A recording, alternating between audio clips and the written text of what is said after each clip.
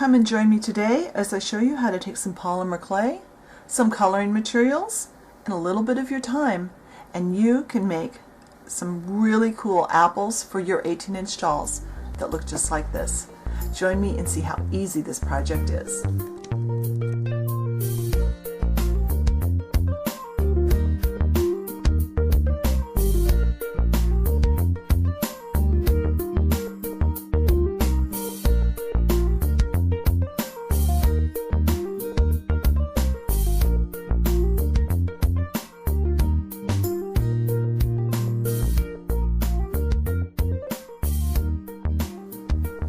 Alright, our first step in making an apple for our dolls is to actually have an apple to look at. Whenever I'm making a miniature food, whether it's fruit or baked goods or whatever, if at all possible, I try to have either the real thing in front of me or extremely good photographs in front of me.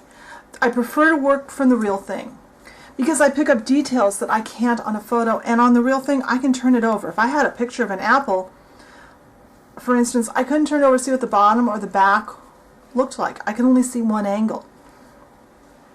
So this is, having the apple in front of you is really, really important. I want you to look at your apple. I want you to really look at the shape. What does it look like? Measure it. Really study the color of it. And the thing I like about apples, about making apples as an early fruit, is even if you don't have a lot of experience with polymer clay, you can make something that looks really cool using the methods I'm going to show you. Apples have a certain, almost a glow about them. If you look at an apple, you'll see they're just a really lightweight looking fruit. We're going to accomplish that in a couple of ways. You might be surprised what colors of clay we're using. This is the clay we're using. I'm using Sculpey and Primo today. Any brand is fine. You need a white and you need a translucent. And you're going to mix those in equal parts. If you're going to do a cut apple, I recommend having a little bit of something of this type of a color, kind of a golden yellow. This is a really old pack of Fimo ochre. You need a kind of a mustardy golden yellow color, but just a tiny bit to warm that up if you're going to make a cut apple, and I'm going to show you both today. Having a stash of actually white and translucent mixed, I use them in equal parts. I use that in so many things that if I'm doing a lot of clay work, a lot of times I will have that on hand so that I don't have to mix it each time. I'm going to turn the camera off for a minute, and I'm going to mix up half of each of these packages together. So I'll have a 50-50 mix, and when I get that done, I'll be back. One thing I forgot to mention is when you are working with white clay, especially white and translucent, lots of wet wipes, because white clay picks up every little bit of dust that may even be thinking about being near you. So before I work with white clay, I wipe everything down, and several times during the process. So I've mixed my white and my translucent. I've pulled off a couple of balls of clay. Here is the clay as it mixed up. This is just white and translucent. This ball has, along with a little bit of glitter somehow, about this much yellow ochre clay mixed into it. This is the one I'm going to use to make a cut apple. We'll start with a whole apple. Now, my hands are leaving fingerprints, so I have just a little bit of cornstarch. Just brush it on. There. Now, that will help. This has picked up a lot of dust just from sitting in the air. So be warned of that. Now, we'll cover it up with our chalk so and such. So we remember our apple. It was slightly wider at the top than the bottom. So I'm going to go around and kind of do that. Now we need to put a dent in the top. Now I'm going to use this tool here. This is a regular clay tool. I'm going to hold it in my fingers, and I'm going to push down. And then I'm going to do that. And I got my thumbnail. I just stick it with my fingernail. Alright. We're also going to put a very small dent in the bottom. The bottom dent was not as pronounced. And use the tools you've got around you. You don't have to have fancy clay tools. You've probably got a paintbrush handle that would work just as well for this maneuver. Now I'm not going to put stems in my apples today. Sometimes I do, sometimes I don't. But we are now going to color our apples. Remember, my apple has very much a yellow tone to the base. So I have some yellow chalk. I'm going to make sure my white clay that I haven't colored yet is way off to the side. I have used my craft knife and I've gotten some in this container because I know I'm going to make several apples. So I put my chalk into here to keep it under control so I know where it was. Now I'm going to brush the whole apple. Now we're not going to get all of our color with our chalk. We are going to go over our apples with some paint once they are baked. This will give our base color. In coloring clay, it's all about layers. We want to start with our lightest colors, work up slowly until we get the colors we want. And I think I picked the brightest of the yellows in my chalk. And yeah, this has picked up a lot of dust today. That's okay. Hopefully we can cover it up. Alright, so now I have yellow on it. Now I have some red. And my apple is red mostly on the tops. On the top, it's not as red at the bottom, and it's got one spot that's completely yellow. So I'm going to try and replicate that with my red chalk. And this will not get me as red as I want to be eventually. After it bakes, we're going to finish the color. We're going to put more red on.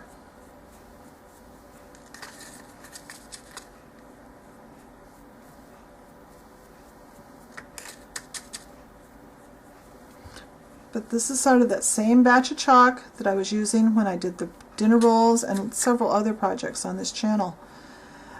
I use these chalks a lot.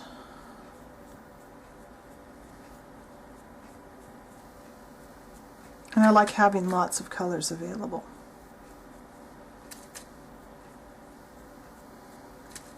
And you would not believe how hard it is to resist putting my head right in the middle of where you're trying to see, because normally my head would be like right here, so I could look right down at what I'm doing. Now for some apples, you can get dark enough with your chalk, and if you've done a better job of keeping your clay clean than I did today, this is what happens when I work and then have to go do something else and then come back. And didn't get all the stuff in your clay. What the heck is that? There.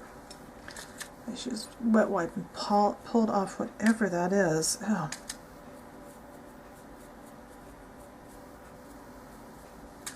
Okay, now I also want, I'm going to clean this off, and I also want kind of a brownish, kind of a grayish tone down in where the stem came out of. Let's see what I've got. I think I'm actually going to use one of these pointed Q-tips, because that will get me right down where I want to be.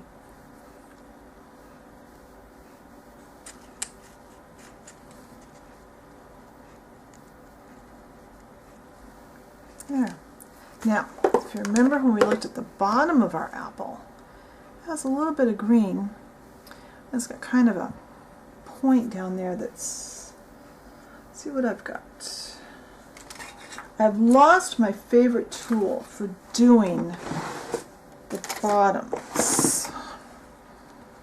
So I'm just going to use a double-pointed knitting needle. You just need something sharp, and you're going to kind of tease up just a bit of clay. See, I've got some little bits of clay coming up there. And I'm going to use this one. And I'm laying these on these little lids simply because I don't want the chalk to get on my table. And this green, by the way, is great if you're trying to do Granny Smiths.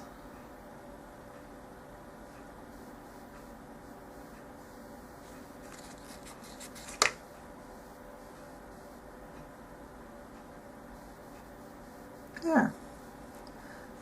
And that, I think, will do. So I'm going to set this off to the side. I'm going to turn this ball of clay into another apple, and then I'll come back and show you what we need to do to make a sliced apple. Alright, so here's apple number 2. Now, one thing I did after I formed this apple and colored it, and I took some shortcuts. I didn't do the dark color down there or the green because those parts are not going to show, because this apple will be cut into wedges. And it doesn't have to be formed just perfectly either. If you have a couple that don't turn out, if you've used the yellow ochre in the clay, you can cut those. I stuck this in my freezer in the kitchen for about 15 minutes. That will make it easier to cut without smashing it. Now, I'm wiping my blade really well with a wet wipe. I don't want to get that interior color of the apple messed up with the color from anything else. I'm going to very carefully cut this down. I think I'll cut this apple into 4 wedges. And it's going to be a little firm. That's okay. The first cut is going to be the hardest one. I'm going to do it this way so I don't flatten the bottom too much. Now,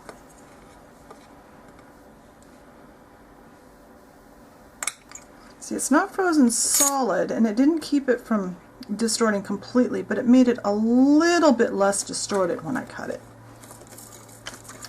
Now I'm going to make this look just like when I cut apples in real life.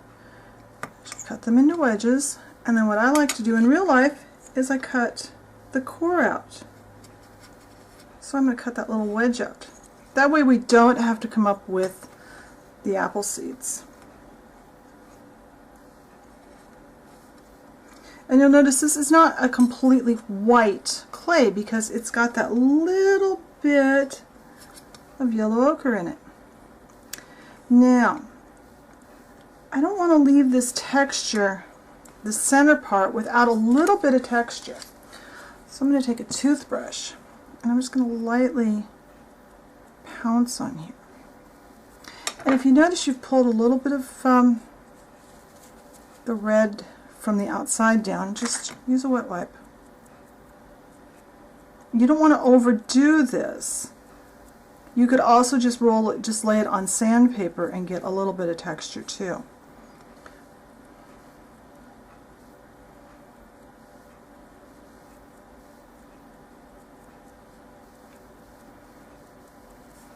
But there's a little bit of texture to the inside of the apple in real life. Just be really careful that you don't put fingerprints on that white part. Alright, now I'm going to bake these. I'll bake the whole, and pay attention to your clay, the instructions on your clay package. Somewhere on the package of clay it will tell you, since this is primarily white and translucent with just so little of the yellow ochre, I'm going to follow the cooking instructions for the majority of the clay, and that's 275 degrees. I am going to probably cook the small pieces, the wedges, for 15 minutes, and I'm going to cook the whole apple probably about a half hour or 40 minutes. So after these are cooked and all the way cooled off. I'll be back. Alright, now you might notice that our chalks get a little bit lighter on this project as it bakes, but that's okay because this, remember I said this is our base color. For this particular variety of apple, I have found that the Ceramicoat Tomato Spice is a really good color of paint.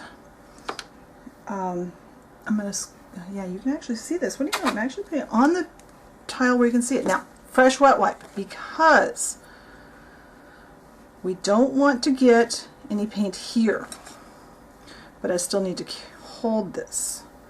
I've got a very stiff paintbrush. I'm just going to bring my paint down. This is almost a translucent layer I'm putting on such a thin coat. And this wedge, I think I'll do the whole thing, but some of them I won't. Some of them, now, even if you don't think you've got paint on your fingers, wipe your fingers. This one, I want to leave this yellow highlight. So I'm going to go here. This is the bottom of my apple. I want to go then. Trying to hold this so the camera can see what I'm doing and so I can see it too. And because I've got a stiff brush, it's making this streakiness, and I'm going this is almost a dry brushing technique. Not quite. There. Wipe. Because there was a little bit of red right there on my finger. Alright, this one, I think this is the other side of that yellow, so I'm actually going to leave that a little bit.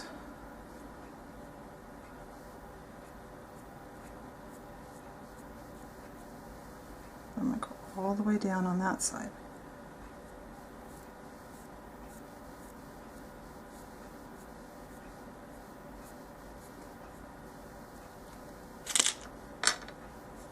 And I got some inside.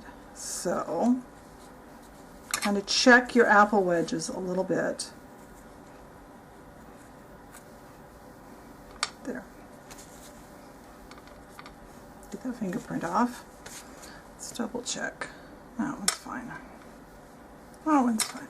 Alright.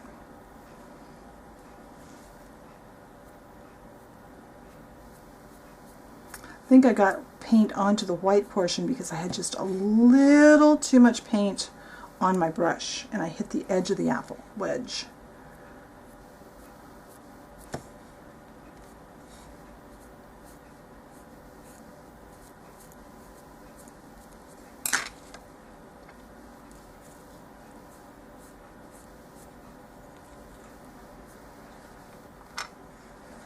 Now we're going to do the whole apple. Just brushing very carefully. My son, I just heard the door. My son has been outside. He just came in. Hopefully he won't come in here and start talking to me, because I didn't think to shut the door.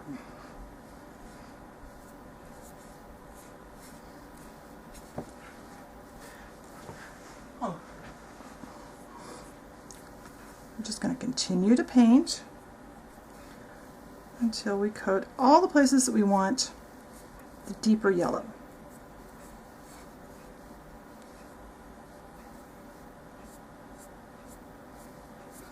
And I can tell that I'm getting a fingerprint on the top, but that's okay. I can fix it when I set it down. Now, the reason that we do the chalk first is by having layers of color that peek through, it makes our apple look more realistic. If I was to just put a really thick coat of red paint, or like a lot of people do, try to go in with just a red clay, my apple would not look realistic. It would look like a chunk of clay. There, now. I'm actually going to use a clay tool to balance this.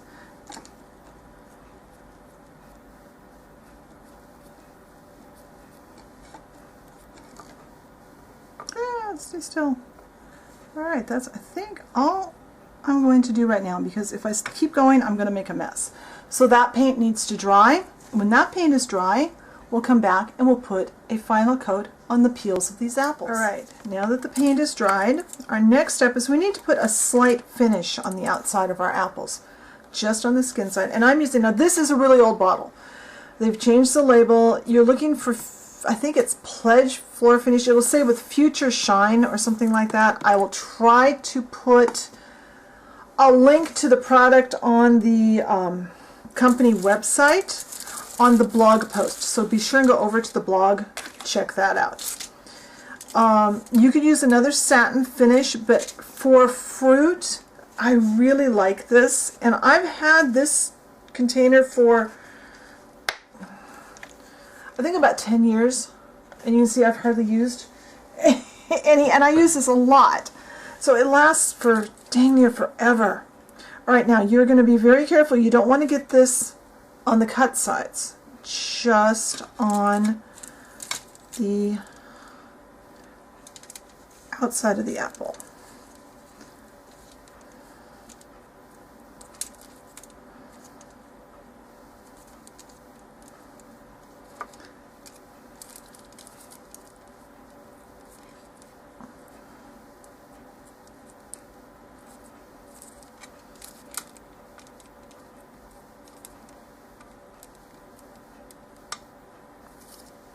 Yeah.